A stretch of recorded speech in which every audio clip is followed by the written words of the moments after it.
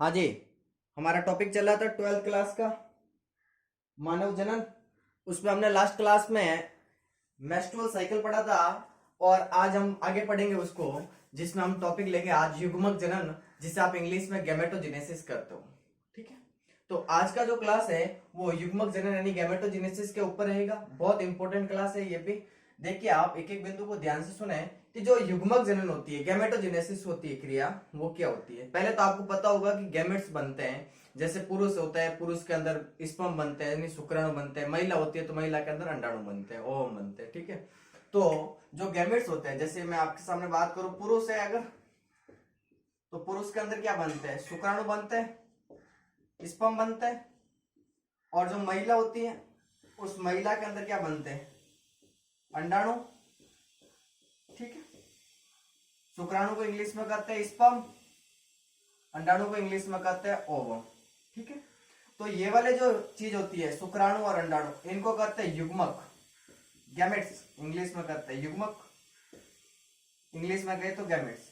तो मैं कह रहा हूं कि इन युग्मकों के निर्माण की जो क्रिया होती है ना, उनको कहते हैं युग्मक जनन।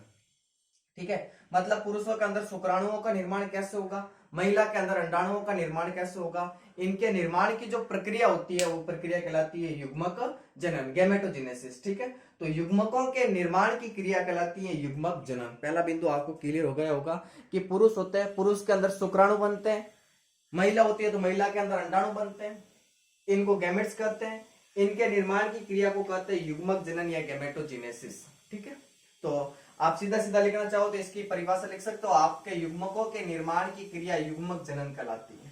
ठीक है, चलो मैं एक बार लिख ही लेता हूं। अभी आप इस डायग्राम को नहीं देखिए, सिर्फ मैं जो बातें बता रहा हूं उनको ध्यान से सुने कि युग्मकों के निर्माण की क्रिया युग्मक जनन कहलाती है। युग्मकों के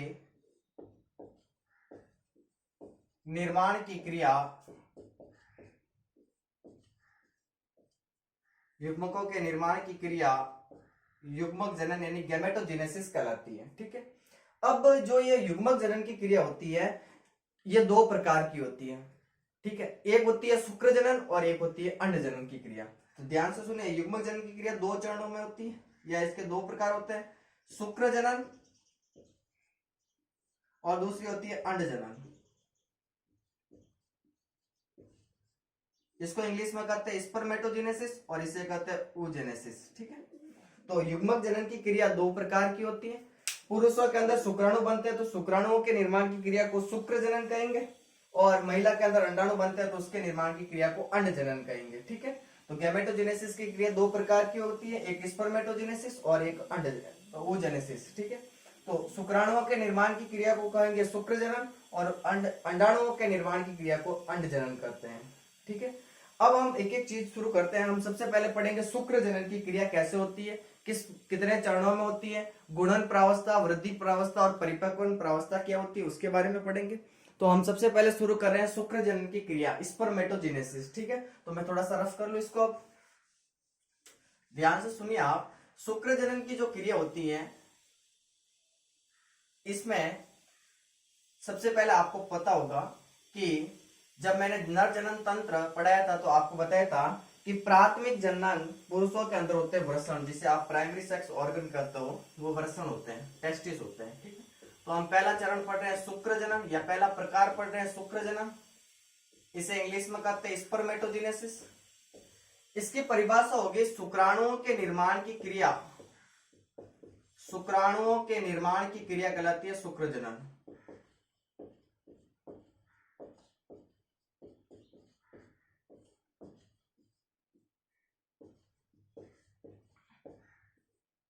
शुक्राणुओं के निर्माण की क्रिया को आप कहते हो शुक्र जनन। जो शुक्र जनन की क्रिया होती है ये पुरुषों के वृषण के अंदर चलती है, टेस्टिस के अंदर चलती है, और टेस्टिस को आप पता है क्या कहते हो आप, प्राइमरी सेक्स ऑर्गन, प्राथमिक जनन। वृषणों को प्राथमिक जनन कहते हैं और इन्हीं वृषणों के अंदर शुक्राणुओं का निर्माण होगा।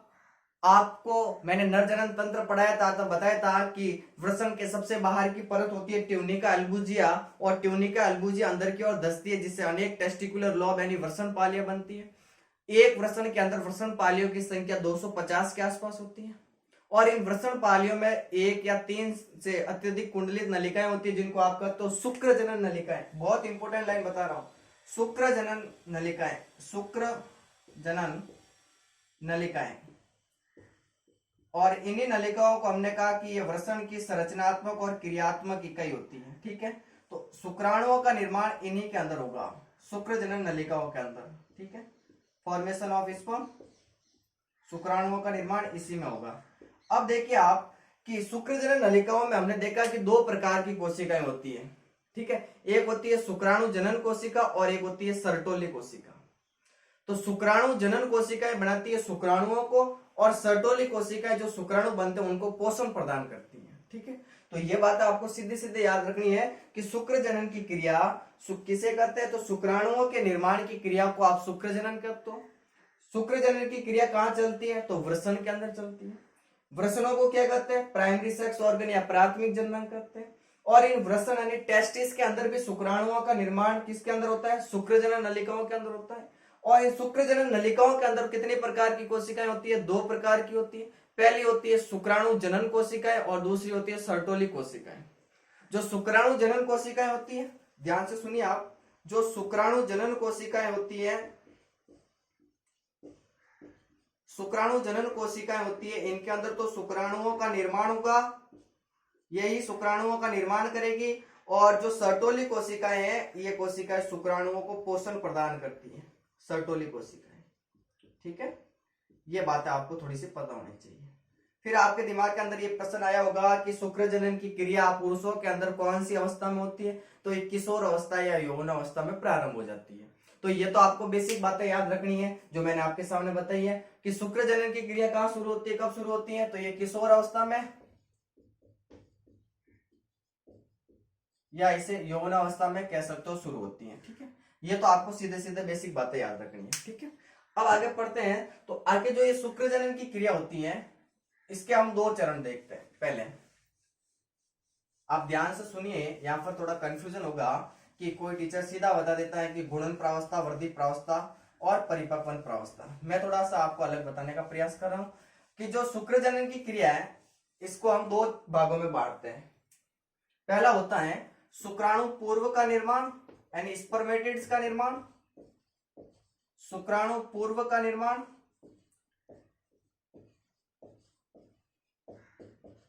पहला भाग हम पढ़ेंगे शुक्राणु पूर्व का निर्माण, और हम दूसरा चरण पढ़ेंगे शुक्र कायांतरण।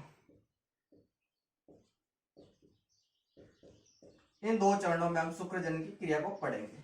ठीक है, शुक्राणु पूर्व का निर्माण और शुक्र कायांतरण। ठीक है, अब हम बात करें सबसे पहले शुक्राणु पूर्व का निर्माण।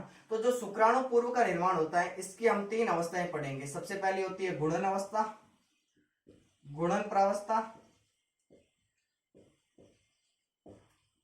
दूसरी होती है वृद्धि प्रावस्था, ग्रोथ फेज।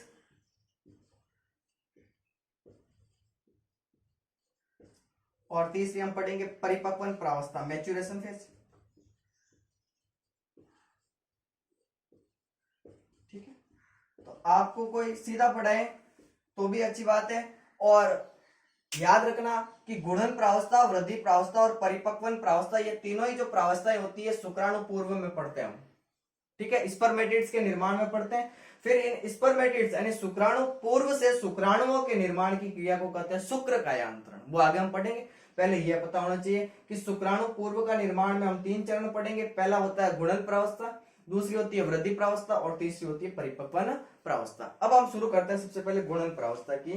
तो देखो, सबसे पहले इस डायग्राम को आप ध्यान से देखिए कि नर के अंदर आपको पता है कि जब मैंने शुक्र जनन नलिकाएं पढ़ाई थी तो उसमें अंदर बताया था कि शुक्राणु जनन कोशिकाएं होती है। उन शुक्राणु जनन कोशिकाओं को कहते हैं आदि जनन कोशिकाएं, प्राइमोर्डियल जर्म सेल, इंग्लिश में कहते हो तो प्राइमोर्डियल जर्म सेल।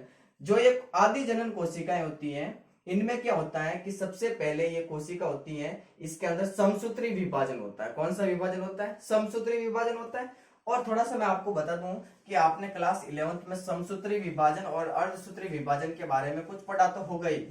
ठीक है, मियोसिस और माइटोसिस। ठीक है, तो एक बार आपने नहीं पढ़ा है तो भी देख लीजिए कि समसूत्री विभाजन का मतलब क्या होता है, इसे इंग्लिश में माइटोसिस करते हैं। समसूत्री विभाजन, समसूत्री विभाजन में आपको सीधा सीधा याद रखना है कि कोई भी एक कोशिका होती है, ठीक है, उस कोशिका में अगर समसूत्री विभाजन होता है तो उस एक कोशिका से दो कोशिकाएं बनती है। पहली बात तो आपने ये पढ़ी होगी, ठीक है, कि जब भी किसी एक कोशिका में समसूत्री विभाजन होता है तो एक कोशिकाओं से कितनी कोशिकाएं बनती हैं, दो कोशिकाएं बनती हैं, पहली बात। फिर हम पढ़ते हैं कि समसूत्री विभाजन का मतलब होता है कि इन कोशिकाओं से, इस कोशिका से जो नई कोशिकाएं बनती हैं, इनमें गुणसूत्रों की संख्या हमेशा समान रहती है, यानी नंबर ऑफ क्रोमोसोम इक्वल होते हैं। जैसे हम पुरुषों की बात करें तो मनुष्य की एक कोशिका में गुणसूत्र कितने होते हैं, 46 होते हैं। तो इस कोशिका में समसूत्री विभाजन हुआ तो ऑफकोर्स कितनी कोशिकाएं बनेगी, दो बनेगी, तो ये दो कोशिकाएं बन गई। इन दोनों के अंदर गुणसूत्रों की संख्या हमेशा समान रहती है, मतलब ये जो नई कोशिकाएं बनी है और जिससे बनी है उन दोनों में गुणसूत्रों की संख्या हमेशा समान रहती है। जबकि हम अर्धसूत्री विभाजन की बात करें, मियोसिस, जिसे आप इंग्लिश में करते हो अर्धसूत्री विभाजन, अर्धसूत्री विभाजन में क्या होता है कि जब भी किसी एक कोशिका में अर्धसूत्री विभाजन होता है तो एक कोशिका से नई कोशिकाएं कितनी बनती है, 4 बनती है, ठीक है, पहला बिंदु ये याद रखना आपको। अब हम बात करते हैं कि जब भी किसी कोशिका में अर्धसूत्री विभाजन होता है तो जो नई कोशिकाएं बनती है उनमें गुणसूत्रों की संख्या अपनी मदर सेल से या मातृ कोशिका से आधी रह जाती है। जैसे हम बात करें कि मनुष्य की एक कोशिका में गुणसूत्र कितने होते हैं, 46 होते हैं। जब भी इस कोशिका में अर्धसूत्री विभाजन हुआ तो कितनी कोशिकाएं बनेगी, 4 बनेगी। चारों के अंदर गुणसूत्र की संख्या कैसी रह जाएगी, आधी आधी, 23 रह जाती है। तो ये होता है मेन अंतर समसूत्री और अर्धसूत्री विभाजन में। कोई डाउट? वही थोड़ी चीजें आपके यहाँ पर काम आएगी। अब मैं क्या कह रहा हूं कि जो प्राइमोर्डियल जर्म सेल होती है इसमें सबसे पहले समसूत्री विभाजन होता है। कौन सा विभाजन होता है, समसूत्री विभाजन होता है, जिससे इस कोशिका से नई कितनी कोशिकाएं बनेगी, दोनों दो बनेगी, क्योंकि मैंने पहले ही बता दिया था कि समसूत्री विभाजन किसी भी एक कोशिका में होता है तो नई कोशिकाएं कितनी बनती है, दो बनती है, और दोनों के अंदर गुणसूत्रों की संख्या हमेशा समान रहती है। देखो मैं पहला चरण बता रहा हूं जिसमें वो आपका तो गुणन प्रावस्था, मल्टीप्लिकेशन फेज। गुणन प्रावस्था में क्या होगा कि सबसे पहले जो आदि जनन कोशिकाएं हैं, प्राइमोर्डियल जर्म सेल है, इसमें समसूत्री विभाजन होता है, माइटोसिस डिवीजन होता है, जिससे एक कोशिका से नई कितनी कोशिकाएं बन गई, ये दो बन गई, ठीक है। और इनमें नंबर ऑफ क्रोमोसोम यानी गुणसूत्रों की संख्या हमेशा समान रहेगी, मतलब इनके अंदर जितने गुणसूत्र है उतने इसमें भी है, इसके अंदर जितने उतने इतने उसमें भी है, ठीक है। फिर इनमें क्या होगा कि इन कोशिकाओं में वापस समसूत्री विभाजन होता है, जिससे आपको पता है कि इस कोशिका में समसूत्री विभाजन हुआ तो इस कोशिका से कितनी नई कोशिकाएं बनेगी, दो बनेगी। इस कोशिका में समसूत्री विभाजन हुआ तो इससे भी कितनी कोशिकाएं बनेगी, दो बनेगी। तो क्या हो रहा है कि इस प्रावस्था में जो आदि जनन कोशिका है, प्राइमोर्डियल जर्म सेल है, ये गुणन प्रावस्था में क्या करती है कि समसूत्री विभाजन करती है और अपनी संख्या को बढ़ाती है। देखो गुणन प्रावस्था में एक कोशिका से अंत में कितनी कोशिकाएं बन गई, 4 कोशिकाएं बन गई, और चारों कोशिकाओं का निर्माण समसूत्री विभाजन से होता है। और ये वाला जो चरण होता है यहां तक का, इसको कहते हैं गुणन प्रावस्था, ठीक है। अब ये जो कोशिकाएं बनती हैं इनको कहते हैं शुक्राणु जनन कोशिका, शुक्राणु जन कोशिका, सॉरी शुक्राणु जन कोशिकाएं करती है। अब क्या होगा कि इन कोशिकाओं में से एक कोशिकाएं वृद्धि प्रावस्था यानी ग्रोथ फेज में प्रवेश करेगी। अब नाम से ही पता चल रहा है ग्रोथ फेज यानी वृद्धि प्रावस्था में क्या होगा कि कोशिका के अंदर ग्रोथ होगी, कोशिका के अंदर ग्रोथ होगी। तो मैंने आपको इसके सामने रेड पेन से बनाया कि इस कोशिका को थोड़ा मैंने बड़ा बना दिया, क्योंकि इस कोशिका ने क्या कर ली, वृद्धि कर ली, ग्रोथ कर ली। लेकिन अभी भी कोशिका कैसी है, द्विगुणित है, 2n है। अब वृद्धि प्रावस्था में क्या होगा, इन सब कोशिकाओं में वृद्धि होगी सिर्फ, ठीक है। तो ये दूसरी अवस्था होती है ना, इसको कहते हैं वृद्धि प्रावस्था, जिसमें कोशिकाएं वृद्धि करती है और वृद्धि करके जो कोशिकाएं बनती है इसको कहते हैं प्राथमिक शुक्राणु कोशिकाएं, प्राइमरी स्पर्म सेल, प्राथमिक शुक्राणु कोशिकाएं। अब ये जो प्राथमिक शुक्राणु कोशिकाएं होती हैं ये आगे प्रवेश करती है परिपक्वन यानी मैच्योरेशन फेज में। परिपक्वन प्रावस्था में क्या होगा कि सबसे पहले इस कोशिकाओं में आपको पता है कि मैंने दूसरा विभाजन पढ़ाया था आपको, अर्धसूत्री विभाजन। और अर्धसूत्री विभाजन भी दो प्रकार का होता है, अर्धसूत्री विभाजन प्रथम और अर्धसूत्री विभाजन सेकंड। तो सबसे पहले क्या होगा कि जो ये प्राथमिक शुक्राणु कोशिका है इसमें होता है यहाँ पर अर्धसूत्री विभाजन प्रथम, मैं सीधा सीधा लिख लूं मियोसिस फर्स्ट होता है, अर्धसूत्री विभाजन प्रथम होता है। और देखिए आप कि अर्धसूत्री विभाजन जब भी ये कोशिका में होते हैं तो कोशिकाएं कितनी बनती है, 4 बनती है, लेकिन यहाँ पर मैंने कितनी बनाई, 2 बनाई है, क्योंकि ये जो मियोसिस होता है, ये जो अर्धसूत्री विभाजन होता है, ये समसूत्री विभाजन के समान होता है। याद रखना, बहुत इंपॉर्टेंट बात है, समसूत्री विभाजन के समान होता है, इक्वल होता है, समसूत्री विभाजन के समान। लेकिन गुणसूत्रों की संख्या आधी हो गई, आप देख रहे होगे यहाँ पर यह जो प्राथमिक शुक्राणु कोशिकाएं थी इसमें गुणसूत्र कितने थे, 2n थे, लेकिन जो ये द्वितीयक शुक्राणु कोशिकाएं बनती है इसमें n हो गई गुणसूत्र, गुणसूत्र आधा हो गए, लेकिन कोशिकाएं कितनी बनी, 2 बनी, क्योंकि ये जो अर्धसूत्री विभाजन होता है ये समसूत्री विभाजन के समान होता है। फिर अब क्या होगा कि इन्हीं कोशिकाओं में वापस अर्धसूत्री विभाजन सेकंड होता है, यहाँ पर मियोसिस सेकंड होता है, अर्धसूत्री विभाजन द्वितीय होता है, जिससे 4 नई कोशिकाएं बनती हैं, चारों कोशिकाएं अगुणित होगी, चारों के अंदर गुणसूत्रों की संख्या आधी रहती है। देखो n लिखा मैंने। ये जो कोशिकाएं बनती है इनको कहते हैं शुक्राणु पूर्व, यानी स्पर्मेटिड्स। क्या कहते हैं, स्पर्मेटिड्स। अभी तक शुक्राणुओं का निर्माण नहीं हुआ, अभी तक हमने पहला चरण पढ़ा है जिसमें हमने पढ़ा शुक्राणु पूर्व का निर्माण, वो शुक्राणु पूर्व का निर्माण यहाँ पर हो गया। अब ये जो शुक्राणु पूर्व होते हैं मैं आपके सामने थोड़ा यहाँ पर रख करके बता देता हूँ।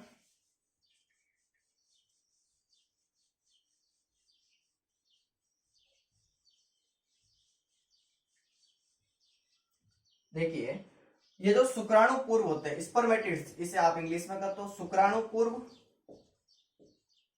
ये बड़े होते हैं और अगतिशील होते हैं। पहला चरण यहां पर खत्म होता है, ठीक है। अब इनसे हम बनते हैं शुक्राणु, शुक्राणु पूर्व से यानी स्पर्मेटिड से क्या बनते हैं, शुक्राणु बनते हैं। इस क्रिया को कहते हैं शुक्र कायांतरण, इस क्रिया को क्या कहते हैं, शुक्र कायांतरण। ये बात भी आपको याद रखनी है। और जो शुक्र कायांतरण की क्रिया के द्वारा जो शुक्राणु बनते हैं ये गतिशील होते हैं और हल्के होते हैं, जबकि जो शुक्राणु पूर्व यानी स्पर्मेटिड्स बनते हैं ये बड़े और भारी होते हैं और अगतिशील होते हैं। मैं क्या कह रहा हूं, एक बार ध्यान से सुनिए कि जो ये शुक्राणु पूर्व बने हैं अर्धसूत्री विभाजन सेकंड के दौरान जो परिपक्वन प्रावस्था चल रही थी उसमें लास्ट में जो शुक्राणु पूर्व बने हैं स्पर्मेटिड्स, इसको इंग्लिश में कहते हैं, ये बड़े होते हैं, भारी होते हैं वेट में और अगतिशील होते हैं। अब इन शुक्राणु पूर्व से क्या बनेंगे, शुक्राणु बनेंगे। तो दूसरा चरण यहां पर होता है कि शुक्राणु पूर्व से शुक्राणुओं के निर्माण की क्रिया को आप शुक्र कायांतरण करते हैं। और जो शुक्राणु बनते हैं ये छोटे होते हैं, हल्के होते हैं और गतिशील होते हैं। तो ये हमने पढ़ा था शुक्र जनन की क्रिया कैसे होती है, किस प्रकार से होती है। आप एक बार इसको नोट कीजिए, फिर हम पढ़ते हैं कि शुक्राणु या शुक्र जनन स्पर्मेटोजेनेसिस की क्रिया हार्मोन्स के द्वारा कैसे कंट्रोल होती है वो पढ़ते हैं, ठीक है। तो एक बार नोट कीजिए,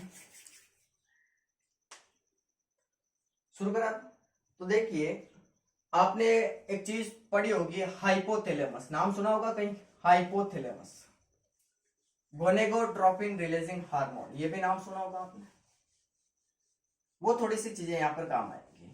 और आपने अगर नरजनन तंत्र पहले नहीं पढ़ा है तो वो एक बार देखिए आप, क्योंकि उसमें सर्टोली कोशिकाएं और लेडिंग कोशिकाएं कुछ चीजें आएगी यहाँ पर, वो आपको समझ में नहीं आएगी उसके बिना। तो देखो सबसे पहले हम पढ़ रहे हैं कि शुक्र जनन की क्रिया के ऊपर हार्मोनल प्रभाव क्या होता है, हार्मोन्स के द्वारा कैसे कंट्रोल होती है वो पढ़ते हैं, हार्मोन्स। तो देखिए सबसे पहले मस्तिष्क के अंदर एक ग्रंथि होती है जिसको कहते हैं हाइपोथैलेमस, हाइपोथैलेमस। यह हाइपोथैलेमस अग्रपीयूष ग्रंथि को एडिनो हाइपोफाइसिस, अग्रपीयूष ग्रंथि जिसे आप इंग्लिश में कहते हो एडिनो हाइपोफाइसिस, इस अग्रपीयूष ग्रंथि को उद्दीपित कर देती है, उद्दीपित कर लेती है, जिससे क्या होगा कि इस एक चीज बताना रह गई कि जब से पहले हाइपोथैलेमस होता है, हाइपोथैलेमस से एक हार्मोन निकलता है जिसे कहते हैं गोनेगोट्रोपिन रिलीजिंग हार्मोन, GnRH। ध्यान से देखिए, मैं अलग पेन से बता देता हूं कि हाइपोथैलेमस से एक हार्मोन निकलता है जिसको कहते हैं gonadotropin releasing hormone, GnRH, gonadotropin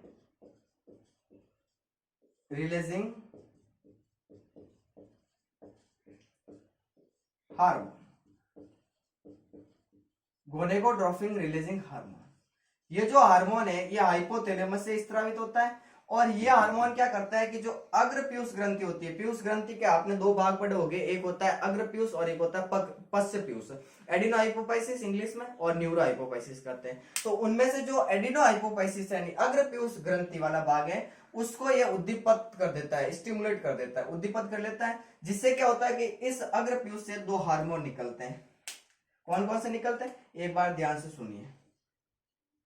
एक हार्मोन निकलता है LH ल्यूटिनाइजिंग हार्मोन और एक हार्मोन निकलता है FSH फॉलिकुलर स्टिमुलेटिंग हार्मोन, पुट्टिका प्रेरक हार्मोन।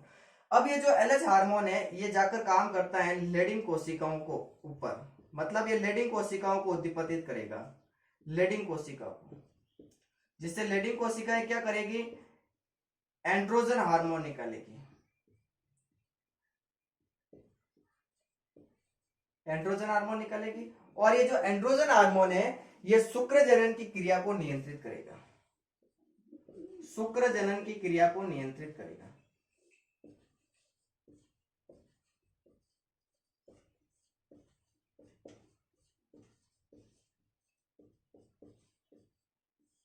जबकि जो LH फॉलिकुलर स्टिमुलेटिंग हार्मोन है, पुट्टिका प्रेरक हार्मोन, यह सर्टोली कोशिकाओं के ऊपर काम करेगा,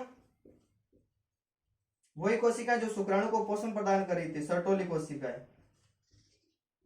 सर्टोली कोशिकाएं, जिससे शुक्र कायांतरण की क्रिया को नियंत्रित करेगा, यह शुक्र कायांतरण की क्रिया को नियंत्रित करेगा।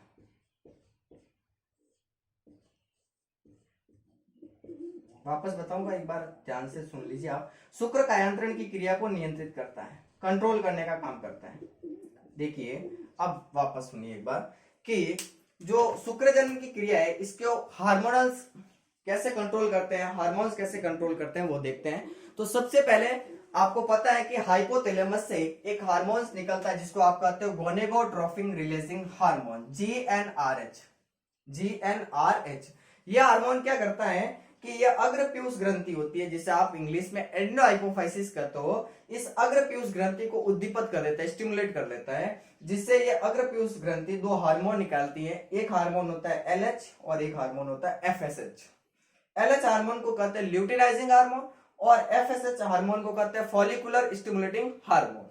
ये जो LH हार्मोन है ये लेडिंग कोशिकाओं के ऊपर काम करता है और मैंने पिछले वीडियो में नर जनन तंत्र में बताया था कि जो लेडिंग कोशिकाएं होती है नर हार्मोन एंड्रोजन को निकालती है, तो ये एंड्रोजन निकलेगी और ये एंड्रोजन क्या करेगा, ये शुक्र जनन की क्रिया को नियंत्रित करेगा, यानी स्पर्मेटोजेनेसिस क्रिया को कंट्रोल करने का काम करता है। जबकि तो दूसरा हार्मोन निकलता है जिसे आप फॉलिकुलर स्टिमुलेटिंग हार्मोन यानी पुट्टिका प्रेरक हार्मोन कहते हैं, ये सर्टोली कोशिकाओं के ऊपर कार्य करेगा। और सर्टोली कोशिकाएं मैंने आपको पहले पढ़ाई थी कि ये शुक्राणुओं को पोषण प्रदान करने वाली और आलंबन प्रदान करने वाली कोशिकाएं होती हैं और ये जो सर्टोली कोशिकाएं हैं ये शुक्र कायांतरण की क्रिया को प्रेरित करेगी। अब शुक्र कायांतरण क्या है, तो शुक्राणु पूर्व से यानी स्पर्मेटिड से स्पर्म के निर्माण की क्रिया को कहते हैं शुक्र कायांतरण। ठीक है, तो आज की क्लास में हमने शुक्र जनन की क्रिया पढ़ी थी, एक बार मैं वापस रिपीट करना चाहूंगा, ध्यान से आप सुनिए कि शुक्र जनन की क्रिया या सबसे पहले हम पढ़े हैं युग्मक जनन यानी जिसे आप इंग्लिश में गैमेटोजेनेसिस कहते हैं। युग्मक जनन की क्रिया क्या होती है कि युग्मकों के निर्माण की क्रिया को आप कहते हो युग्मक जनन यानी गैमेटोजेनेसिस कहते हैं। पुरुष होता है तो पुरुषों के अंदर जो प्राथमिक जननांग होता है उसको वृषण कहते हैं। महिलाएं होती है तो महिलाओं के अंदर जो प्राथमिक जननांग होता है उसको अंडाशय कहते हैं। टेस्टिस यानी वृषण के अंदर शुक्राणु बनते हैं। ओवेरी यानी अंडाशय, अंडाशय के अंदर अंडे का निर्माण होता है या ओवम का निर्माण होता है। हम सबसे पहले पढ़ रहे हैं कि इन युग्मकों का निर्माण क्या होता है, कैसे होता है। तो हम पहले पुरुषों की बात करें तो पुरुषों के अंदर युग्मकों के निर्माण का जो चरण होता है उसको कहते हैं शुक्र जनन। सीधा सीधा याद रखना है कि शुक्राणुओं के निर्माण की क्रिया को शुक्र जनन करते हैं। पुरुषों के वृषण में यह क्रिया होती है। कौन सी नलिकाओं में होती है, तो शुक्र जनन नलिकाओं में होती है। और शुक्र जनन नलिकाओं में भी पूछ ले कि कौन सी कोशिकाओं में होती है, तो ये होती है शुक्राणु जनन कोशिकाओं में होती है, जिसे आप आदि जनन कोशिका प्राइमोर्डियल जर्म सेल कहते हो, वहां से होती है। ठीक है, फिर हम पढ़ रहे हैं कि शुक्राणु जनन की क्रिया ये पुरुषों में यौवनावस्था या किशोरावस्था में शुरू होती है। शुक्राणु जनन की क्रिया को हम दो भागों में पढ़ते हैं। पहला होता है शुक्राणु पूर्व का निर्माण यानी स्पर्मेटिड्स का निर्माण और दूसरा चरण होता है शुक्र कायांतरण। शुक्राणु पूर्व के निर्माण में तीन चरण होते हैं। पहला होता है गुणन प्रावस्था, दूसरा होता है वृद्धि प्रावस्था और तीसरा होता है परिपक्वन प्रावस्था। गुणन प्रावस्था में क्या होगा कि जो आदि जनन कोशिकाएं हैं, प्राइमोर्डियल जर्म सेल है, इनमें लगातार समसूत्री विभाजन होता है, जिससे ये कोशिकाएं अपनी संख्या में वृद्धि करती है, अपनी नंबर्स को बढ़ाती है, संख्या को बढ़ाती है, और इनमें से कोई एक कोशिका आगे वृद्धि प्रावस्था में प्रवेश करती है। वृद्धि प्रावस्था जैसे नाम से ही पता चल रहा है, वृद्धि होगी यानी ग्रोथ होगी, कोशिका के अंदर ग्रोथ होगी, बड़ी होगी। अब जो ये कोशिका बड़ी होगी इसको कहते हैं प्राथमिक शुक्राणु कोशिका। यही कोशिका आगे चलकर परिपक्वन प्रावस्था में प्रवेश करती है, और इन कोशिकाओं में पहले होता है अर्धसूत्री विभाजन प्रथम, जिससे एक कोशिका से दो कोशिका बनी, लेकिन गुणसूत्रों की संख्या आधी हो गई। क्यों बनी दो ही? क्योंकि ये जो विभाजन होता है ये समसूत्री विभाजन के समान होता है। फिर इनमें वापस होता है अर्धसूत्री विभाजन सेकंड या द्वितीय, जिससे चार नई कोशिकाएं बनती है। इन कोशिकाओं को कहते हैं शुक्राणु पूर्व यानी स्पर्मेटिड्स कहते हैं। जो ये स्पर्मेटिड्स या शुक्राणु पूर्व होते हैं ये भारी होते हैं और अगतिशील होते हैं। अब इन शुक्राणु पूर्व से ही क्या बनते हैं? ये शुक्राणु बनते हैं। रेड पेन से मैंने बनाया, ये शुक्राणु है। इन शुक्राणु पूर्व से ये जो शुक्राणु बनते हैं इस क्रिया को कहते हैं शुक्र कायांतरण, जो कि दूसरा चरण होता है। ठीक है। और ये जो शुक्राणु होते हैं ये शुक्राणु पूर्व से हल्के होते हैं और गतिशील होते हैं। फिर हमने कहा कि जो शुक्र जनन की क्रिया है इसको हार्मोन्स कैसे कंट्रोल करते हैं। तो आपको पता होगा कि हमारे मस्तिष्क के अंदर हाइपोथैलेमस ग्रंथि पाई जाती है। इसके अंदर से एक हार्मोन निकलता है जिसको आप GnRH यानी गोनेगोट्रोपिन रिलीजिंग हार्मोन कहते हो। यह हार्मोन अग्रपीयूष ग्रंथि को उद्दीपित कर देता है, जिससे अग्रपीयूष ग्रंथि यानी एडिनो हाइपोफाइसिस दो हार्मोन निकालती है। पहला हार्मोन होता है LH, जिसको आप पूरा नाम कहते हो ल्यूटिनाइजिंग हार्मोन। दूसरा हार्मोन निकलता है FSH, जिसको आप इंग्लिश में कहते हैं फॉलिकुलर स्टिमुलेटिंग हार्मोन, हिंदी में कहे तो पुट्टिका प्रेरक हार्मोन। जो LH हार्मोन होता है ये लेडिंग कोशिकाओं को उद्दीपित करता है, और लेडिंग कोशिकाएं आपको पता है कि कौन सा हार्मोन निकालती है? एंड्रोजन निकालती है, और ये एंड्रोजन शुक्र जनन की क्रिया को कंट्रोल करता है। पूरी इस क्रिया को कंट्रोल करने का काम कौन करता है? Androgen hormone. फिर दूसरा जो हार्मोन होता है उसको कहते हैं FSH हार्मोन। ये सर्टोली कोशिकाओं को उद्दीपित करता है, और ये जो सर्टोली कोशिकाएं या जो FSH है ये शुक्राणु पूर्व से जो शुक्राणु बनते हैं इस क्रिया को नियंत्रित करने का काम करते हैं। ठीक है। तो आज की क्लास के लिए धन्यवाद। मिलते हैं अगली क्लास में अंड जनन के साथ। धन्यवाद।